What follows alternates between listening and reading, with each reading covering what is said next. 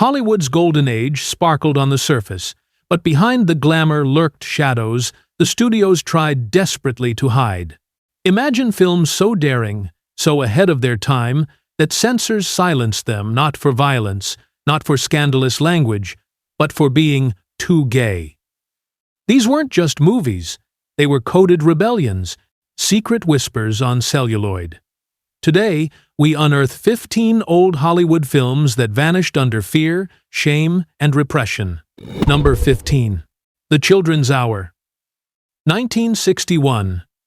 When The Children's Hour premiered, it promised prestige. Directed by William Wyler, starring Audrey Hepburn and Shirley MacLaine, two of Hollywood's brightest icons. On the surface, the story looked like a typical courtroom melodrama.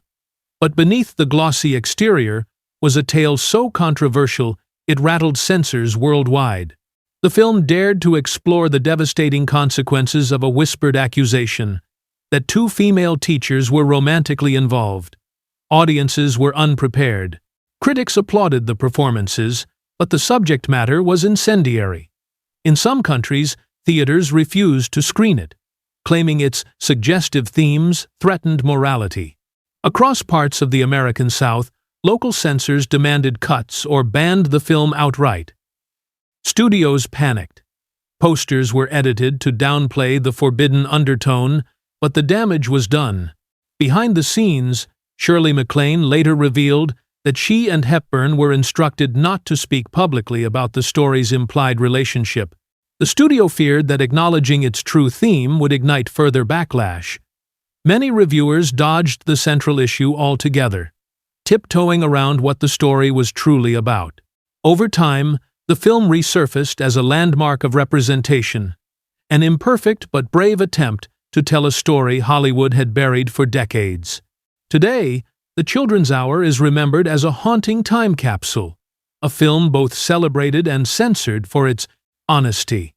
Its legacy lingers like a whispered rumor, proof that truth, no matter how suppressed, cannot stay hidden forever. Number 14. Victim. 1961. Victim was not an American production, but a British import, starring Dirk Bogarde, and it detonated like a bomb when it crossed the Atlantic. Released in 1961, the film openly used the word homosexual for the first time in cinema history. Its story followed a respected barrister whose career and marriage collapse when he refuses to give in to blackmailers targeting closeted men. American distributors balked. Several states banned the film completely, labeling it indecent and perverse. In the UK, censors forced changes before release, yet it still ignited fierce debate.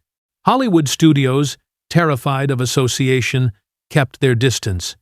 Some theaters that dared to screen it faced protests and raids. The Motion Picture Association of America refused to give it approval, branding it unsuitable for U.S. audiences. Behind closed doors, Bogarde's involvement was explosive. A matinee idol with his own carefully guarded private life, his performance was lauded as courageous but dangerous. Studio executives worried it would destroy his career. For Bogarde, the risk was worth it. His performance helped shift public perception and pushed conversations that had been locked away in secrecy. The immediate aftermath was brutal. Box office returns were muted, and newspapers branded the film subversive. Yet with time, historians and critics recognized Victim as one of the bravest films of its era. It cracked open a cultural door long nailed shut, a quiet revolution disguised as courtroom drama. Though once condemned and hidden, Victim endures as a cinematic landmark. Its message was simple but dangerous for its time. Honesty carries a cost, but silence destroys. In the shadows of old Hollywood, it stood as both a warning and a promise. Number 13. Tea and Sympathy, 1956. From the outside, Tea and Sympathy looked like another glossy MGM production, a boarding school drama starring Deborah Kerr and John Kerr. But beneath its refined setting lay a theme that terrified censors: Adapted from Robert Anderson's controversial stage play, the story followed a sensitive young student accused of being different from his peers and his desperate attempts to prove his masculinity. Audiences in 1956 weren't used to seeing such topics on screen. The play had been a Broadway sensation, but bringing it to film was dangerous. The production code strictly forbade any reference to same-gender attraction, and MGM scrambled to sanitize the script. Still, even the faint suggestion of same-gender attraction triggered outrage. In several southern states, the movie was banned outright. Review boards claimed its suggestive undertones promoted immorality. In England, local councils cut entire scenes, stripping away nuance and leaving the film almost incoherent. For MGM, this was a nightmare. Advertisements downplayed the subtext, framing it as a romantic tragedy, but word of mouth spread fast. Behind the scenes, Deborah Kerr fought quietly for authenticity. She understood the story's weight, but executives warned her never to discuss its true meaning publicly. John Kerr, who played the conflicted student, admitted years later that the coded nature of the script frustrated him. Even so, the film struck a nerve with audiences who recognized its subtext instantly. Though heavily censored, Tea and Sympathy became a quiet touchstone for those who longed to see themselves on screen. Its final lines, "Years from now, when you talk about this, and you will, be kind," echoed far beyond the theater walls. Banned, edited, and misunderstood, it remains a haunting reminder of how Hollywood once hid truths in plain sight. Number 12. The Fox, 1967. At first glance, The Fox seemed like another atmospheric drama, adapted from a D.H. Lawrence novella. Starring Sandy Dennis, Anne Haywood, and Keir Dullea, the film explored the lives of two women running a remote farm whose relationship is disrupted by the arrival of a man. But what audiences quickly realized was that the women's bond was more than friendship. Released in 1967, the film stunned censors. Its portrayal of two women living together with emotional and physical intimacy was considered scandalous. In the United States, several state censorship boards refused to grant licenses. In Canada, Catholic watchdog groups branded the film degenerate. Meanwhile, in some European markets, screenings were raided by police. The studio was caught in a storm. Publicity posters were torn down, and the film was banned in numerous regions. Yet the Fox attracted curious crowds where it could be shown, precisely because of its notoriety. Some critics praised its artistry and honesty, while others condemned it as corrupting. Behind the camera, director Mark Rydell defended the film fiercely, insisting it was about loneliness and human connection. But distributors struggled. Mainstream theaters refused to book it, and it circulated in smaller art houses under constant threat of closure. Over time, The Fox developed a cult following. Film scholars later praised it as one of the first mainstream works to portray a lesbian relationship with sincerity, even if filtered through tragedy. Once banned and whispered about, it has since been reclaimed as a milestone, proof that even in the late 60s, filmmakers were willing to risk everything for honesty. Its legacy lingers in the tension between suppression and survival. Number 11. Different from the others. 1919. Imagine sitting in a Berlin cinema just after the First World War. Watching a film that openly declared love between men was natural, not criminal. That was Different from the Others. Released in 1919, co-written by the sexologist Magnus Hirschfeld. Its premise was radical. A violinist falls in love with his male student, only to be driven to despair by blackmail and societal scorn. When news of the film reached America, it sparked outrage. Religious groups called it poisonous propaganda. U.S. censors banned it immediately, ensuring only fragments survived in archives. In Germany, the film was shown briefly during the Weimar Republic's liberal years, but when the Nazis came to power, prints were seized and destroyed. What little remains today is thanks to archivists who smuggled reels into safety. The controversy surrounding Different from the Others was monumental. At a time when homo was criminalized under paragraph 175 of German law, the film didn't just imply, it spoke directly, condemning prejudice and pleading for reform. This was unheard of in cinema. American and European boards responded with fury, branding it obscene. Behind the scenes, Magnus Hirschfeld himself appeared in the film, offering a direct plea for compassion. For this, he became a target of conservative rage, his institute later burned by the Nazis. Though largely lost, the film's legacy is immense. It is considered the earliest surviving movie to confront same-gender attraction openly and demand justice. Once banned, destroyed, and nearly erased, Different from the Others is now celebrated by historians as a ghost from cinema's past. A reminder that even in 1919, filmmakers dared to challenge silence. Number 10. Suddenly, Last Summer. 1959. When Suddenly Last Summer hit theaters in 1959, it was marketed as a lurid psychological thriller, starring Elizabeth Taylor, Katharine Hepburn, and Montgomery Clift.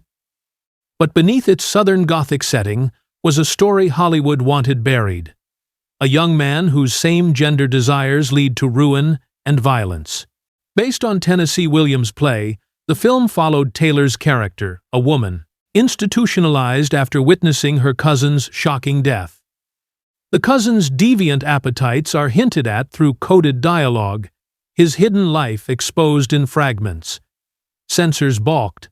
The production code had long forbidden even subtle acknowledgement of same-gender attraction, yet here was a film built entirely on it. In several U.S. states, boards banned it outright, branding it indecent. Catholic watchdog groups condemned it fiercely. In Spain and Ireland, the film was censored beyond recognition. Studios panicked, but couldn't suppress the star power of its leads.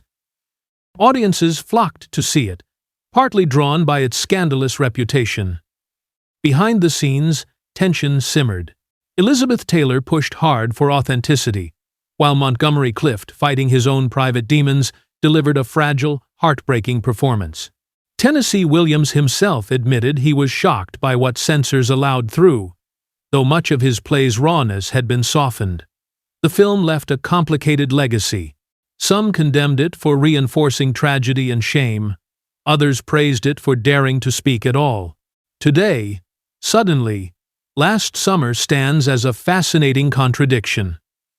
Both a product of repression and a bold step toward visibility. Its haunting imagery lingers, reminding us that old Hollywood sometimes whispered the truth through shadows. Number 9. Reflections in a Golden Eye. 1967.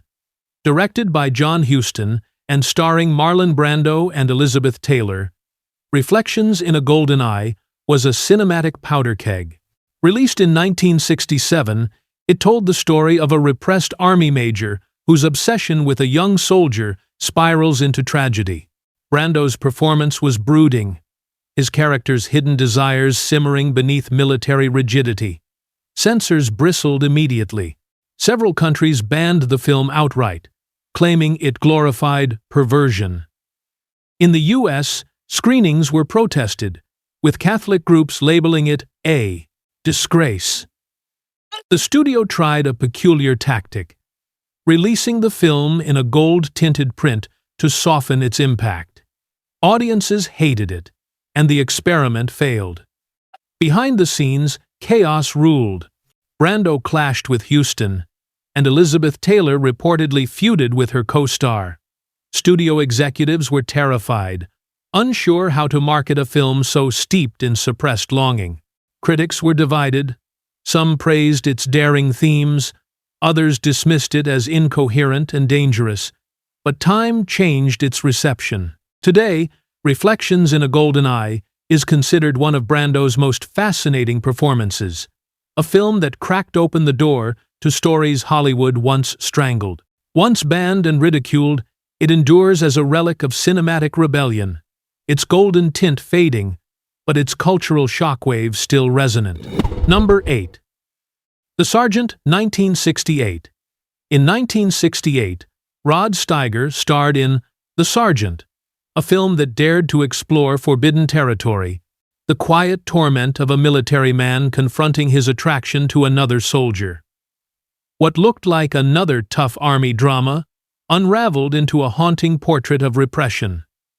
Audiences were stunned. The film's frankness, rare for the era, led to immediate backlash.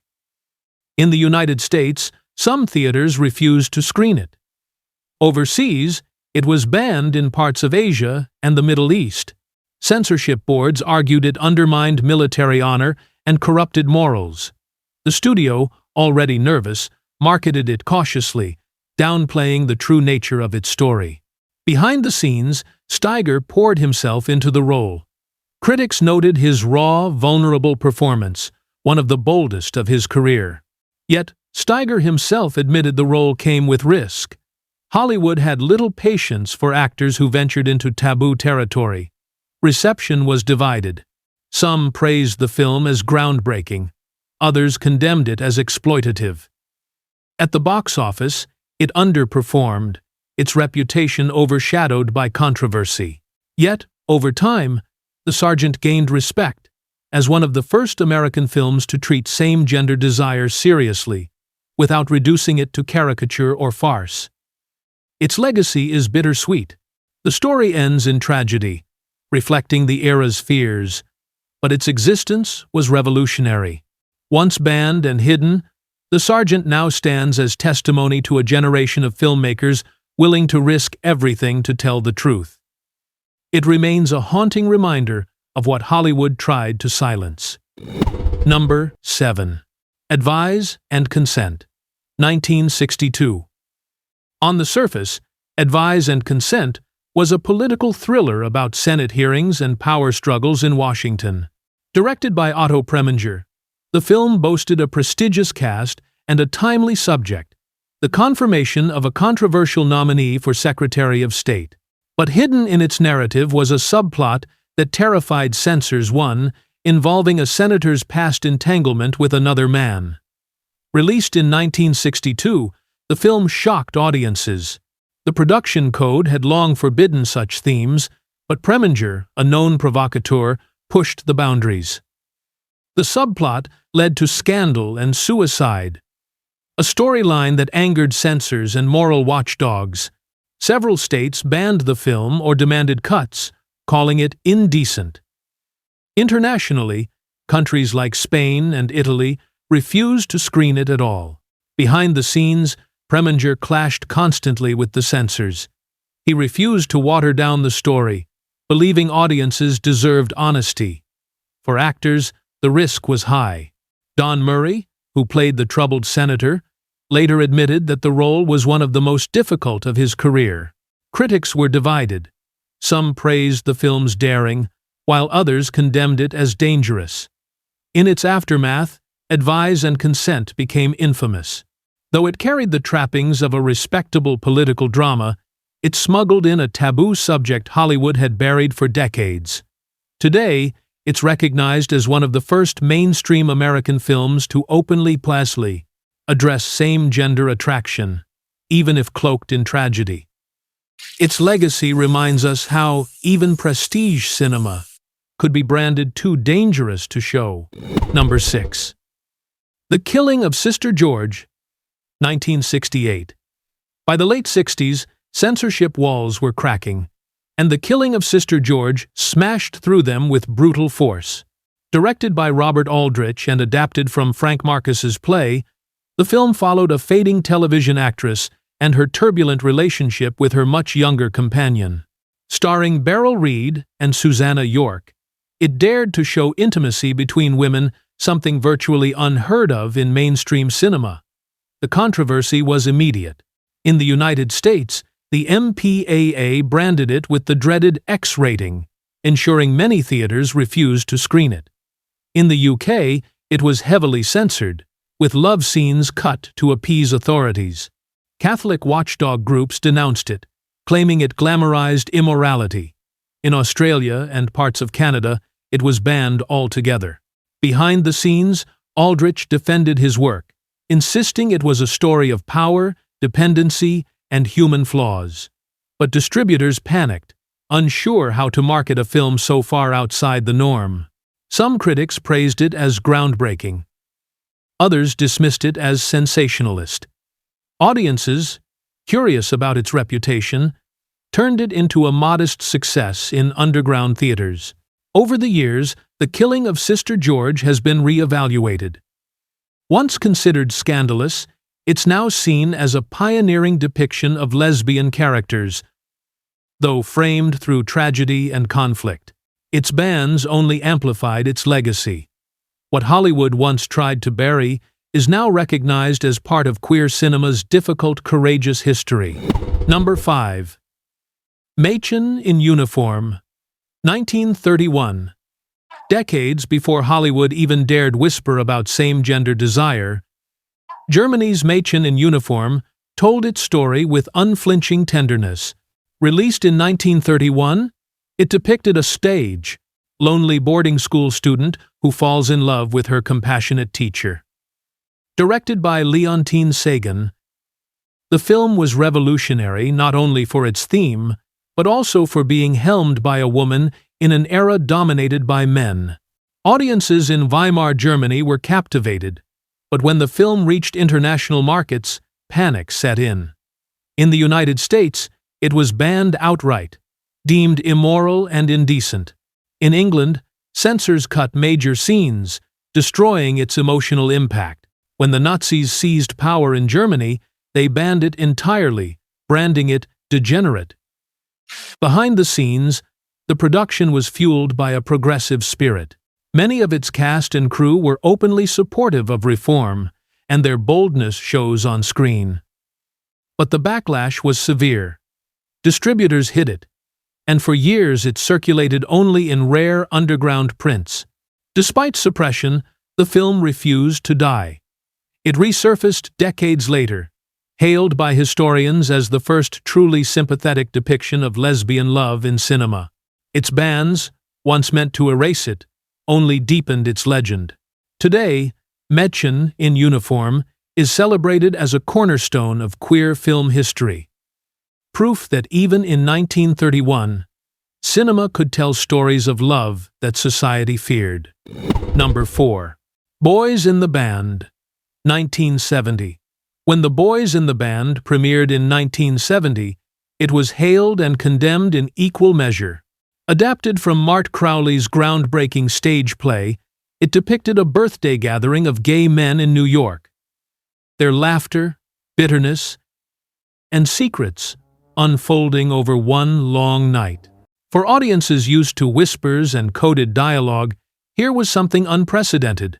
A film that said the word gay out loud, unapologetically, but censors recoiled. Several U.S.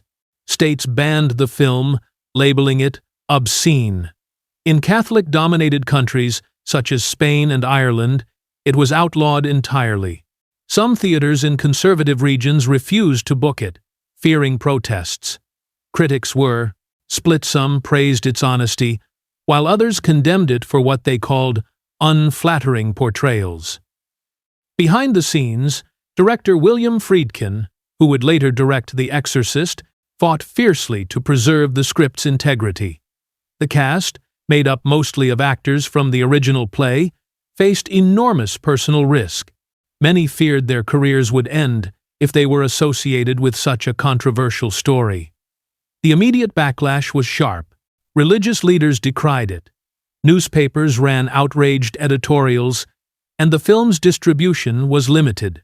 Yet, in cities like New York and San Francisco, it played to packed houses, becoming an instant landmark for queer audiences who had never seen their lives reflected so candidly on screen. Decades later, The Boys in the Band has been reassessed as a cultural milestone. Once banned and maligned, it now stands as proof of how far cinema had come and how much further it still had to go. Its very existence was an act of defiance against silence. Number 3. Salò, or The 120 Days of Sodom, 1975, Pier Paolo Pasolini's Salò, or The 120 Days of Sodom is infamous for many reasons, but its banning often tied directly to its unapologetic queerness.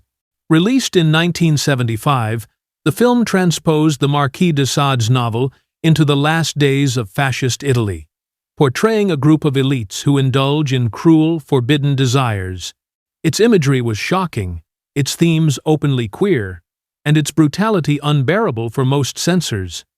The backlash was swift and global. In the United States, it was denied approval by the MPAA and banned in several states.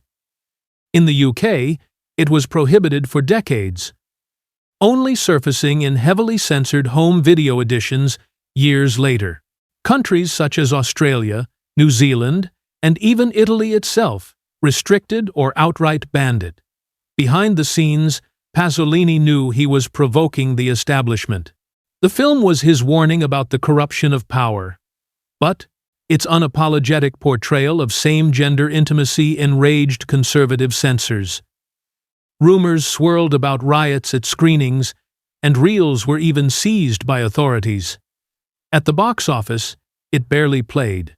Yet, in the underground, it became a whispered legend, a film people dared each other to see. Critics remained divided. Some saw it as obscene trash, while others hailed it as a masterpiece of political cinema. Today, Salò is still controversial, still difficult to watch, but its legacy as a banned queer-coded film is undeniable. Once considered unshowable, it has been preserved as both a horror and a protest, its ban's proof of the fears it awakened. Number 2. The Leather Boys, 1964. In 1964, The Leather Boys roared onto British screens as part of the kitchen sink wave of social realism. Directed by Sidney J. Furie, it told the story of a young biker whose marriage collapses, leading him into an unexpected, tender bond with a fellow rider. What looked like a gritty drama about working-class youth became something far more daring, a story of male companionship that crossed into romance. Censors quickly intervened. In the United States, the MPAA refused to grant approval, and in several southern states the film was banned. In Ireland, it was forbidden for indecency. Even in the UK, advertisements were sanitized to erase hints of its true theme. The studio promoted it as a youth rebellion film, masking the very heart of its story. Behind the scenes, writer Gillian Freeman, one of the few women screenwriters in the industry, crafted the screenplay with unusual sensitivity. But distributors warned the cast and crew never to discuss its queer undertones in interviews. Even so, audiences who saw the film understood instantly what it was really about. Critics were divided. Some praised it as bold and moving, while others dismissed it as sordid. Its box office fate was modest, but its legacy endured. Later, generations embraced The Leather Boys as a hidden classic, one of the earliest depictions of queer male intimacy in British cinema. Once banned and nearly forgotten, it has since been rediscovered as a brave time capsule. A film that quietly rode ahead of its time on the back of a motorcycle. Its story still rumbles with the sound of defiance. Number 1. Morocco, 1930. Long before Hollywood dared to whisper the word gay, Josef von Sternberg's Morocco placed it directly on the screen. Released in 1930 and starring the legendary Marlene Dietrich, the film seemed like an exotic romance about a cabaret singer and a soldier in North Africa. But then came the scene, a moment that would scandalize censors for decades. Dietrich, dressed in a tuxedo, walks onto the cabaret stage. She croons a song, lights a cigarette, and then, in one of cinema's most daring acts, leans down and kisses a woman in the audience. The crowd roared, but studio executives panicked. For audiences of the time, this was unthinkable, an act that shattered boundaries of gender and desire. Censorship was immediate. Across the United States, Local boards debated whether the scene should be cut. In many southern states, the film was outright banned. Internationally, places like Ireland, Spain, and parts of South America refused to show it at all. For years, some re-releases chopped the scene entirely, erasing one of cinema's most iconic moments. Behind the scenes, Dietrich reveled in her defiance. She knew exactly what she was doing and how it would be remembered. Von Sternberg, her frequent collaborator, insisted on keeping the moment intact despite enormous pressure. Their gamble paid off in cultural history, even if it cost screenings at the box office. For audiences who saw it uncut, the scene was unforgettable. A glimpse of freedom in an age of repression. Over the decades, Morocco has been reclaimed as a landmark, the film that dared to show queerness unapologetically at the dawn of Hollywood's sound era. Once banned, whispered about, and nearly erased, it now stands as proof that even in 1930, cinema could rebel against silence with a single kiss. From whispered accusations to cabaret tuxedos, these films show how Hollywood tried and failed to erase queerness from the screen. Banned, buried, and censored, they survived as fragments of truth shimmering through repression. Which of these forgotten movies shocked you most? Let me know in the comments, and don't forget to like, subscribe, and share for more hidden Hollywood stories.